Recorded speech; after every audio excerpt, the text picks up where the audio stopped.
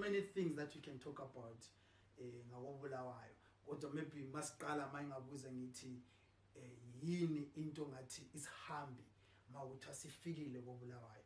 Lo muntu obefike ngaphi? What would be the place ongathi I came with a friend from outside ukuthi abone uBulawayo and they took them to this place and they were in Bulawayo. Okay, for starters, let's appreciate that Bulawayo is named for a city that was created by whites.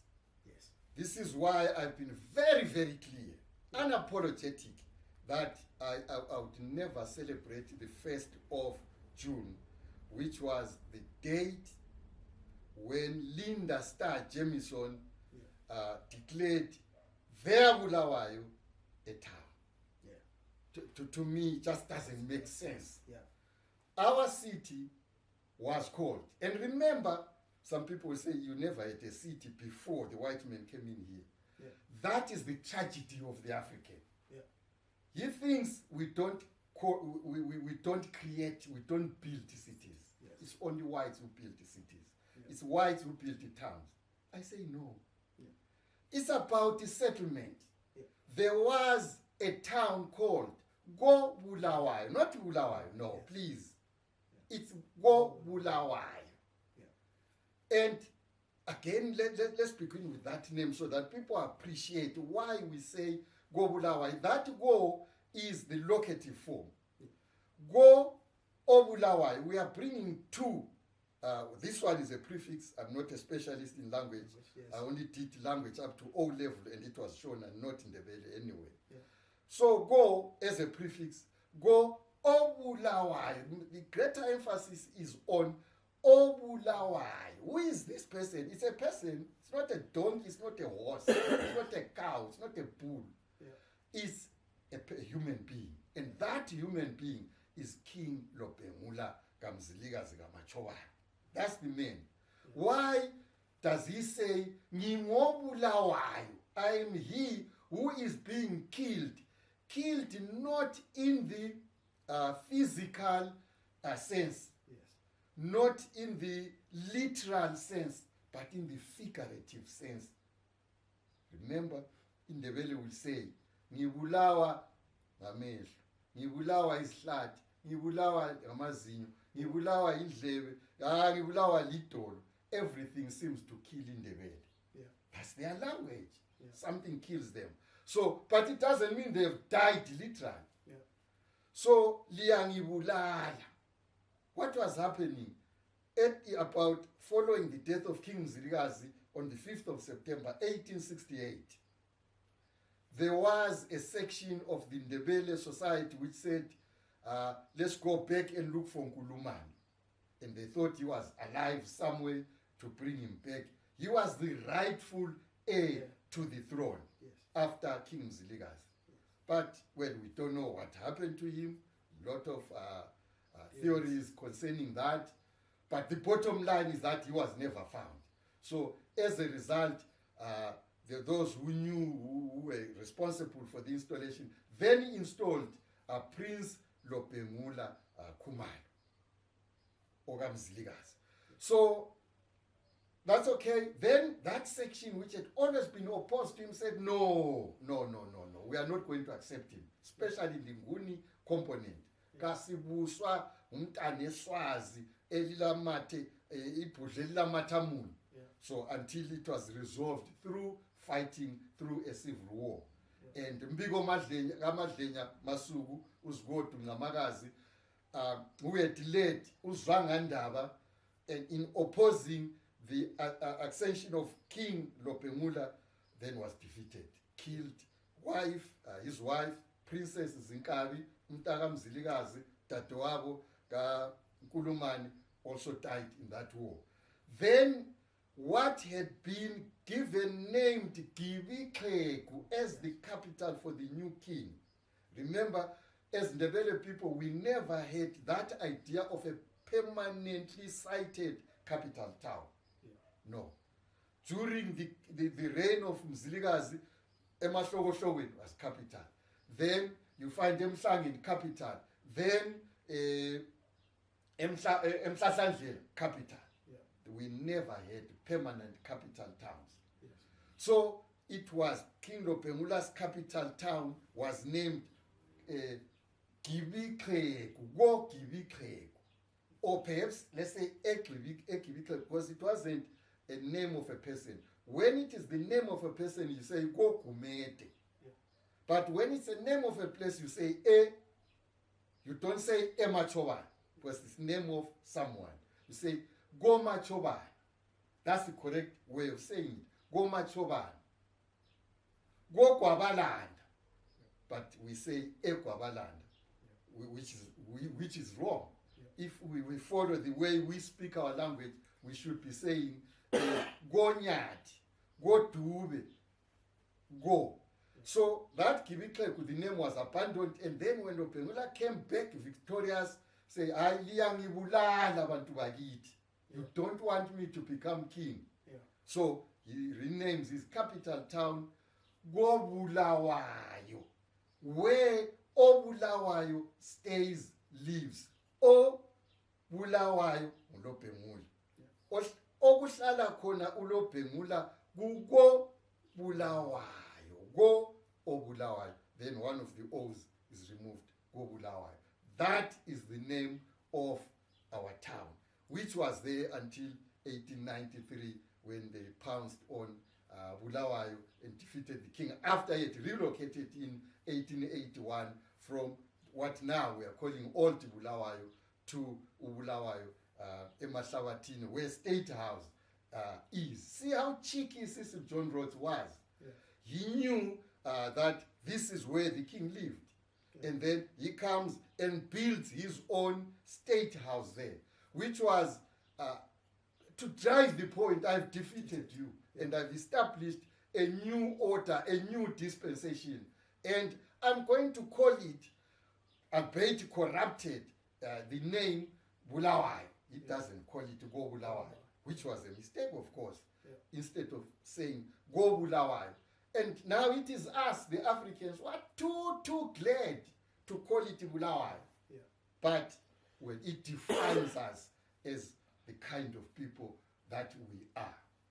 Yes. So Bulawayo, therefore, in terms of its importance, is its historical importance. That's clearly what matters. Yeah. It is not a city that is new, but there is continuity from Gibikregu, which later became Go Bulawayo, and then Go Bulawayo, where this new town is found, then until we get to Bulawayo. So we have Gibikregu, Go Bulawayo, then Bulawayo. What we have now is Bulawayo, which some of us are too glad to celebrate on the 1st of June every year. Sorry, I will never be part of that. My conscience would never want me to celebrate the demise of that town, the demise of the Ndebele state. I will not participate in that one. Sorry. Yeah. So the importance of this Bulawayo is that it is historical. Yeah. It's the site of the king, where the king lived, King Lopengula, and the queens, several of them. Yeah. This is why some people will say the city of queens, the kings and queens. Yeah. Yes, but note the plural in kings. Yeah. It's not just about King Lopengula. Yeah. It's the general area. Because here, where King Lopengula cited his capital town, there had been earlier states. The Torah state was cited here. Just a Kami there. Yeah. This is where the king lived. Yeah. So the king is not one, it's not just Lopengula. Yes, if you are talking about Gobulawa, it's Lopengula. But when you talk about the region, there were many. Torah state was based there. Yeah. And then you had the Lozwi state, not very far from here again, West Gamambo. Yeah. So it's generally the southwestern part of Zimbabwe, which produced many kingdoms. Yeah. Lopengula was just one of those. So it's that historical link. And therefore, once you have that historical link, then it means there are heritage sites that are important. It's a pity that, I've said, what a pity that as one who loves our history, I've never been to State House, and yet that State House is where we had our capital town. Yes. Yes, there, but I've never seen it. Yeah. So I would have wanted to appreciate the design, because right now I'm writing articles on Gwabalanda, and I'm dealing with the design, the layout of that city. Yeah. Because for us, layout must be secular. We never had a layout which was rectangular. Yeah. For us, it was all secular in design. The royal enclosure was secular. The palisade, the royal palisade, was secular in design. Commoners' settlement was a rounded town. The huts were rounded. Everything that secular design, which is where we started this program. Yeah. So that was important. So we ought to be, then you have again within this city the Inwala site. Yeah. Very, very important. It is good. What we need is for the city council or anybody concerned to think imaginatively, come up with a built environment that would be in line with the heritage of Bulawayo.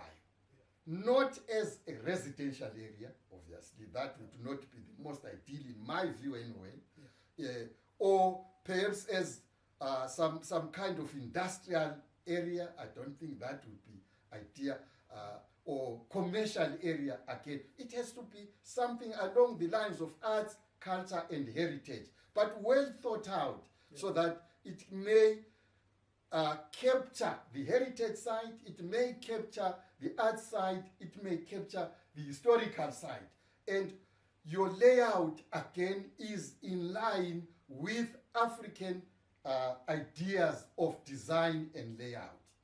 And then what you are serving, if, for example, there were to be restaurants, then we have our indigenous cuisines, because we are a people that despise their own cuisines. Yeah. We are too happy to be eating something which was introduced into our societies. Yeah. African cuisines are the least adopted cuisines in this on this planet. Yeah. We know that.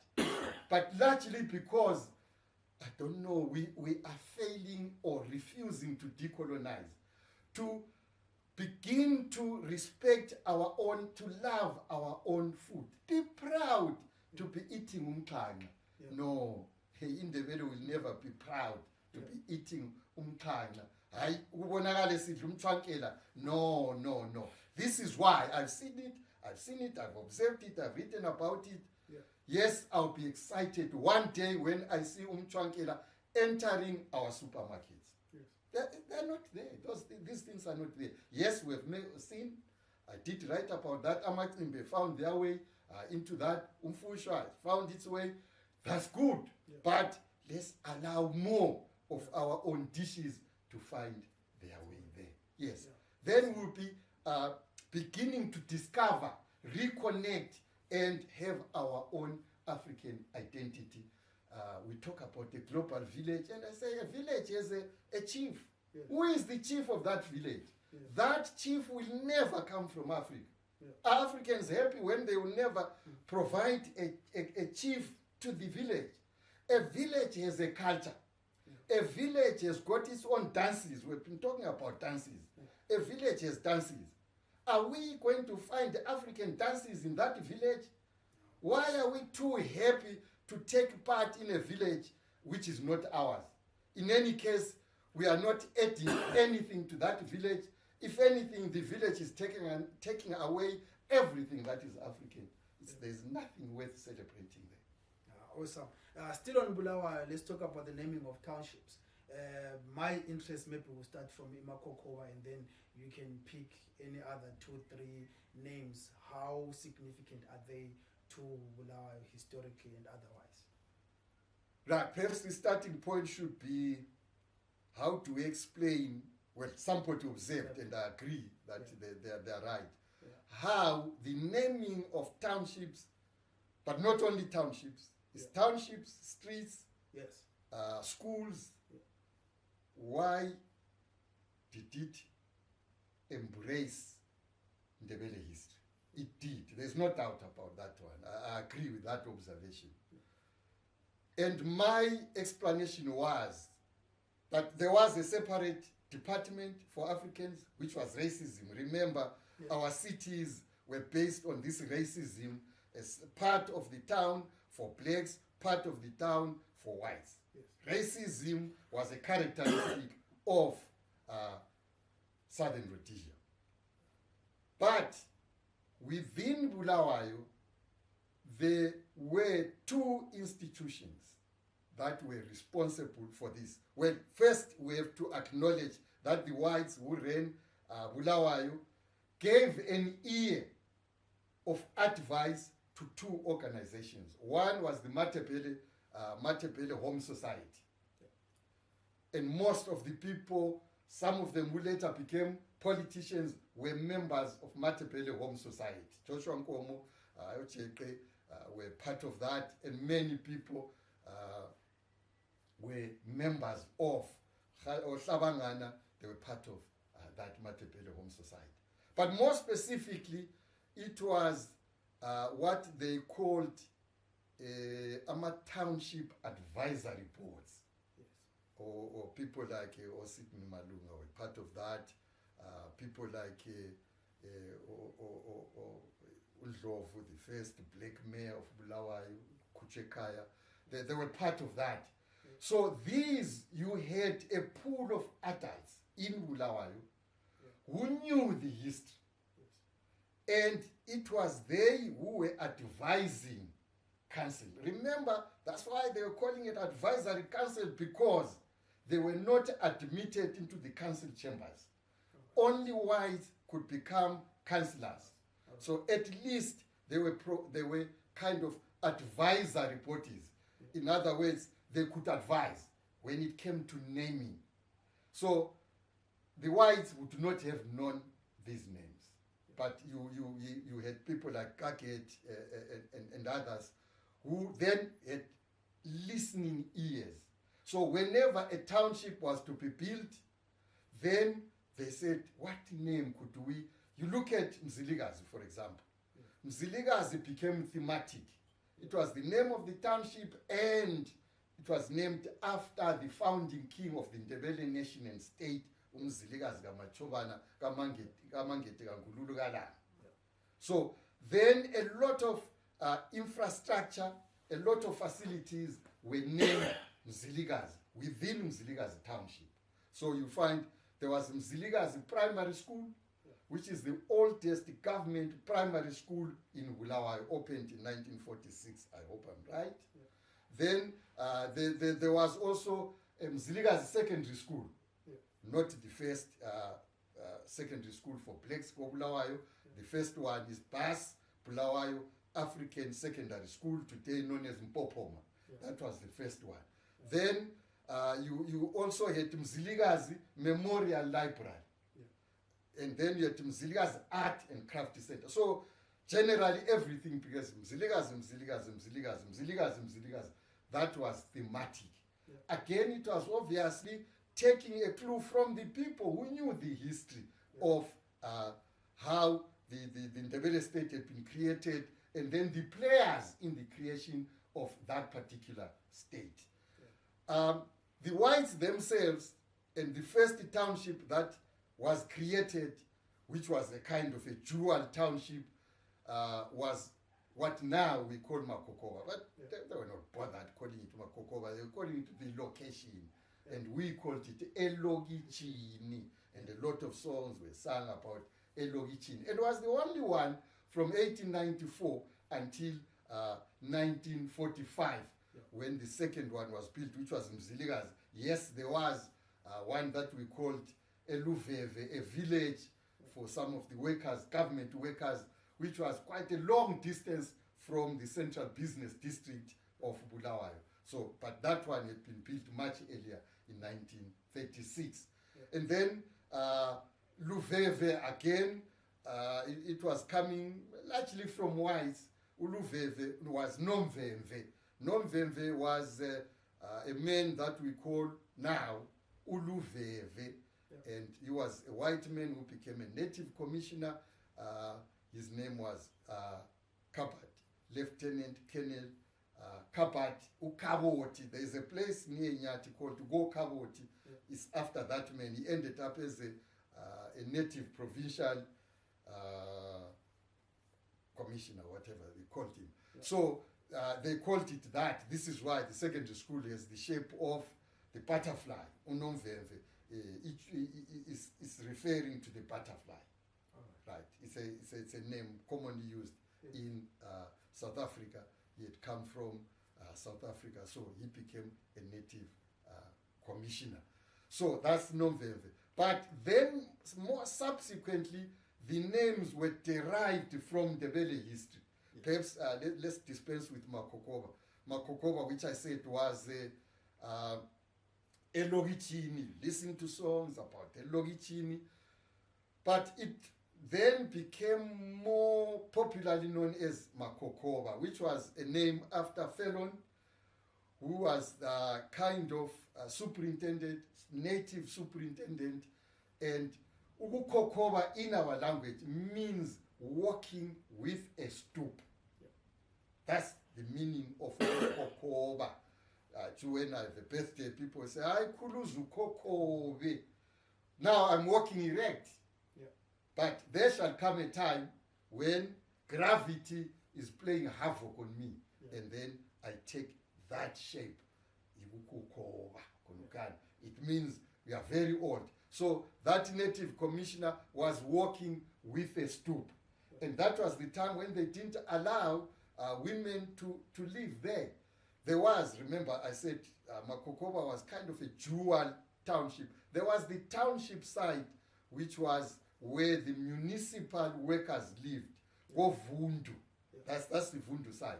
But there were other people, in particular women. If you listen to Cooksman, the song Omastanda, the song about Omastanda, these were Ndebele women who, some of them were not even living here, they were living out, but Baka Amastanda. And that was people who were living, because Bulawayo had been the capital city, there were people who had lived there before the demise of the Ndebele state. So some of them continued to live here on this part. So there was that section of the township which housed those people, and Omastandagi Bakiwa Konapan. And then Lapa Kubo Manspala side, where there are these tiny windows. Windows that don't open. That is what was built for the African. They are still there standing. I don't know what they use them, because that would be important again if you want to show how we were perceived as subjects of these colonial masters. Tiny, tiny little window with no, it doesn't open. That's what you're going to find there. So it's a pity we do not have some kind of vibrant township tours. That would be capturing all these, the sites. There is the tree, the hanging tree. And then we said there is that in Nwala place.